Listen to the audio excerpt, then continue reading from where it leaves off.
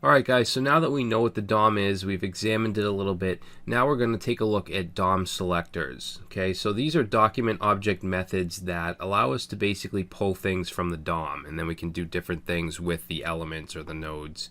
jQuery was used for a long time to do this stuff, for DOM manipulation and DOM selection, but vanilla JavaScript has gotten much easier to work with, and I almost never suggest jQuery as it's unnecessary most of the time. It just adds bloat to your application.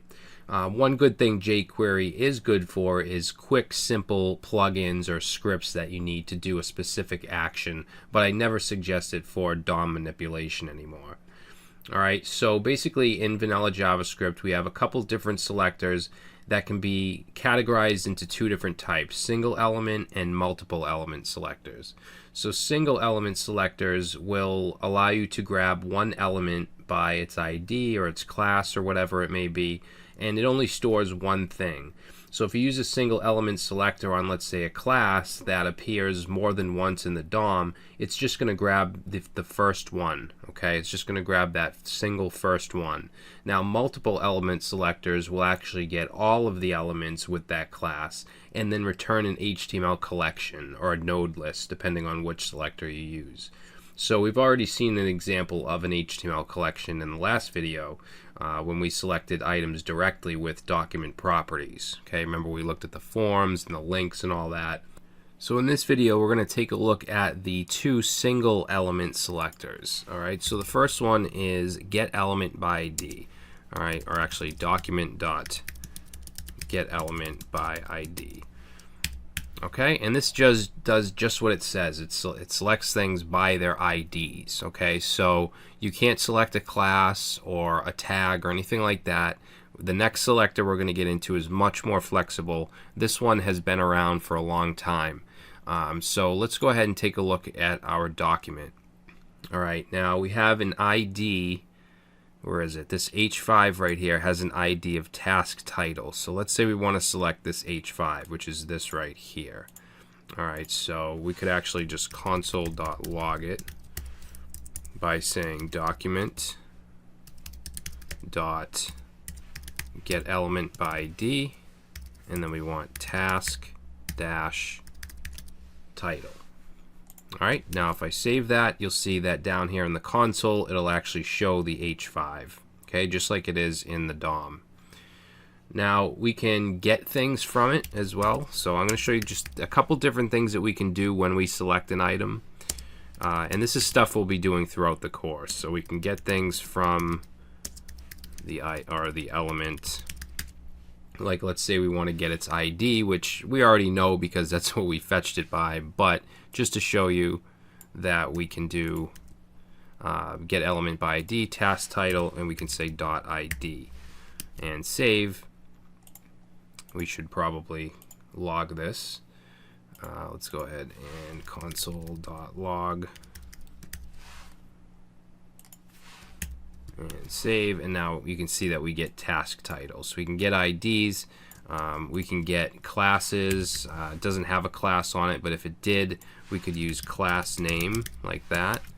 Notice it's blank, but if I were to put a class on this, let's say class equals test and save, you'll see we get test. Alright, so we can do that, and we can get any attributes. I'm going to get into more of this stuff later on as well. But I just wanted to show you that we can get stuff from it by selecting it with this get element by ID. Alright, so we can also do things to the styling. So let's say change styling. So for instance, let's do document dot get element by ID, task title.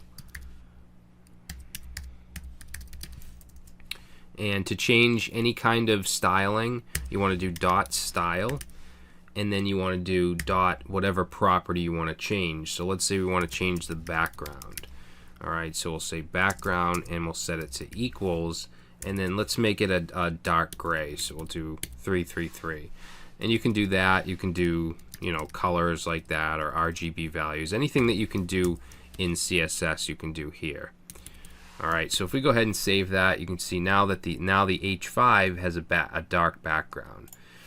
All right, let's say that we want to change the color now to white. So we'll do style.color, and we'll change that to FFF, which will make it white.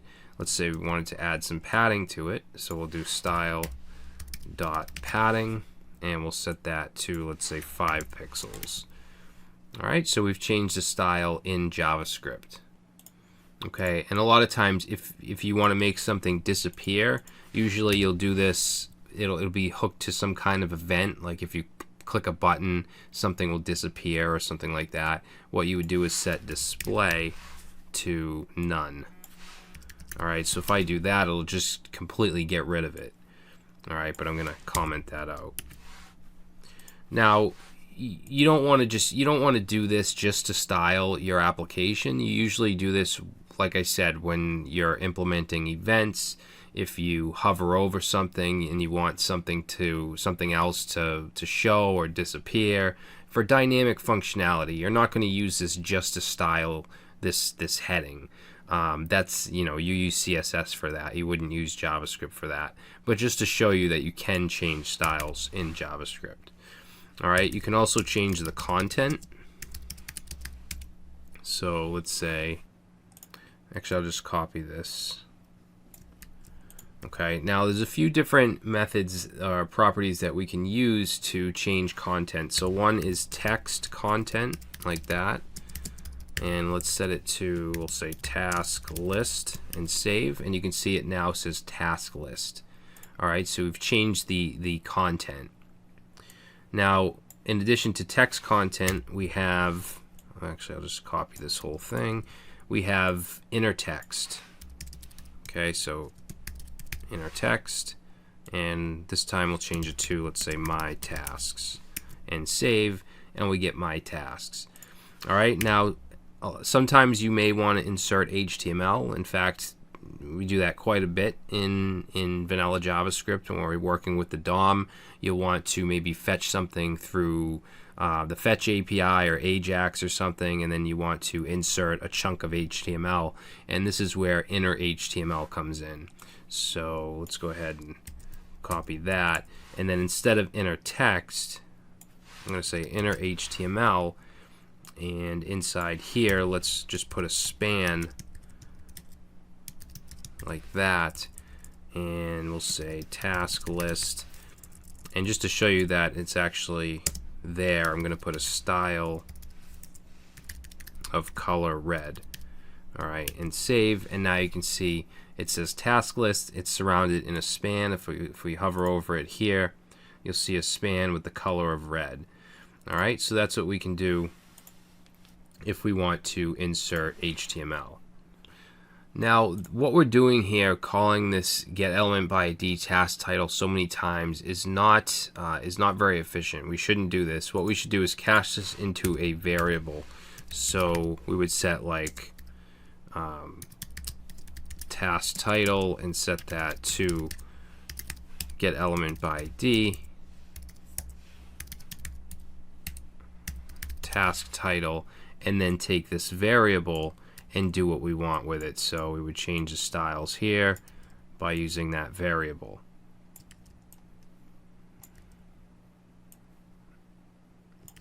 All right, we'll use it down here to change the content.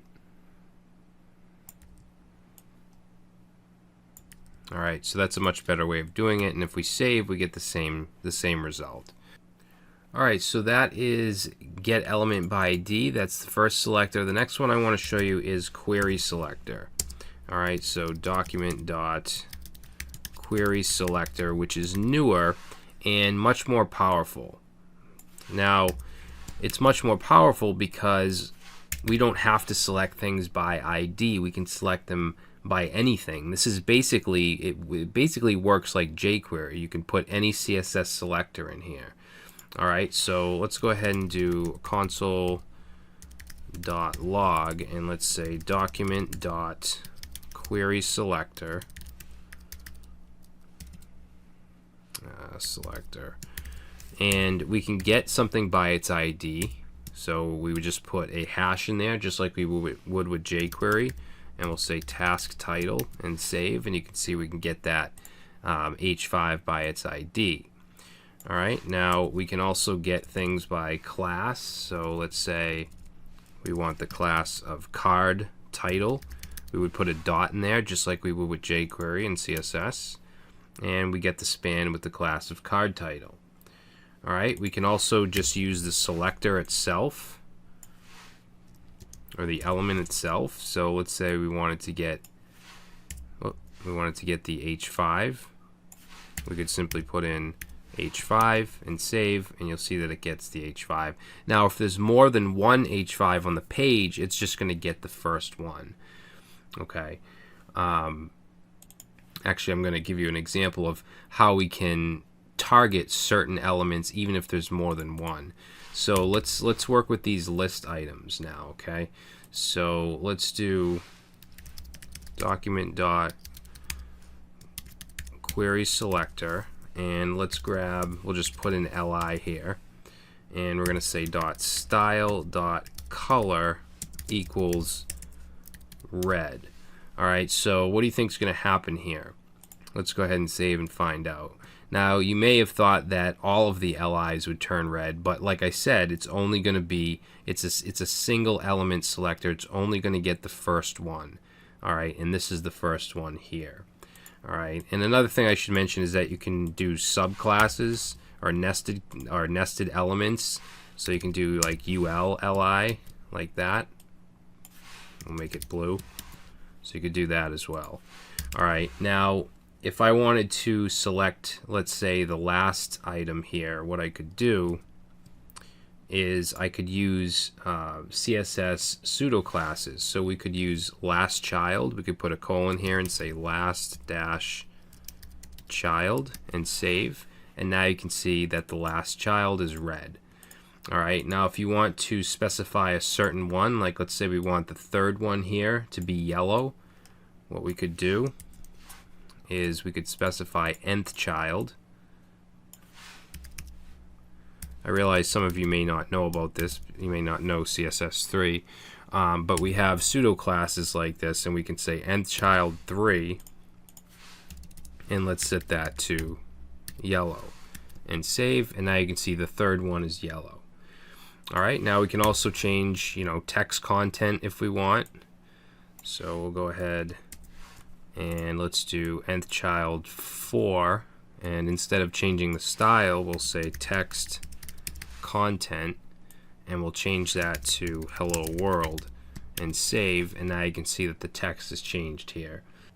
Now, for those of you that know about nth child, about CSS3, you know that you can do odd or even as well, which is used to do like every odd list item or every odd or even div or something like that.